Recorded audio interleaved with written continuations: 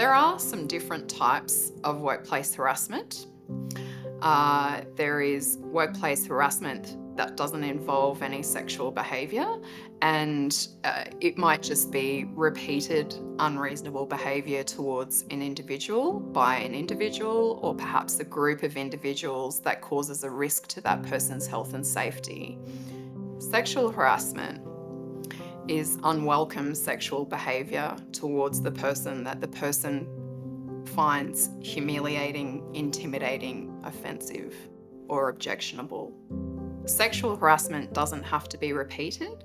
A woman has the right to make a complaint after just one experience of sexual harassment.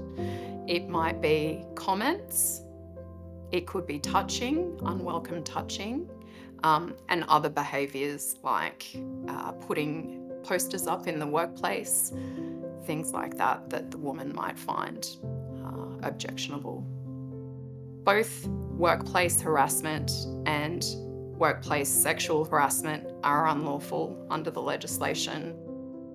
So Working Women Queensland is a program which is part of Basic Rights Queensland, which provides confidential legal advice and support services for women who are either seeking employment or who are in employment or who may have lost their employment. We specialise in harassment, sexual harassment and discrimination matters.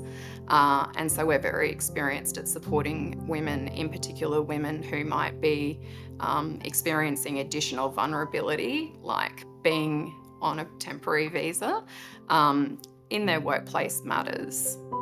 Our service provides an expansive array of support for women, and that extends to sometimes undertaking legal work on behalf of women free of charge.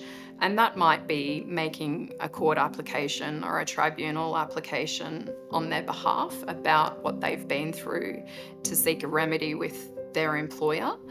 We also help at the workplace level to try to negotiate suitable outcomes on behalf of women. So we also educate employers about their obligations under the Australian law, and also about the actual issue that's occurred involving the woman.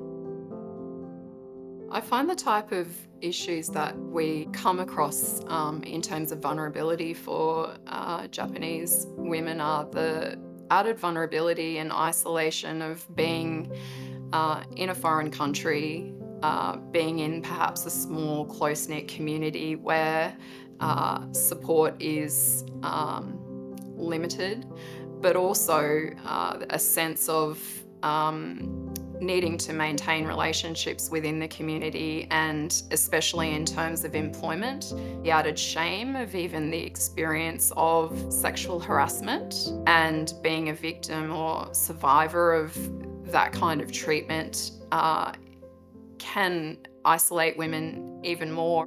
I think also the extra added concern about the impact on their stay here in Australia and being able to continue to work and live here. Women who contact our service can be assured that they have absolute privacy and confidentiality when they contact us and tell us their story. We have legislation in place that makes sure that their personal information won't be disclosed, and we make that commitment to everybody that contacts us, that they can safely share with us what's happened and nobody will find out. If she identifies that she would like an interpreter, we can ensure that there is an interpreter present for any further conversation with our support workers and our intake team. I can say to women that come here to Australia that harassment and sexual harassment is completely unacceptable in Australian workplaces, and no woman has to suffer that type of behaviour without support. Women that are concerned about any kind of behaviour of that nature are welcome to contact us.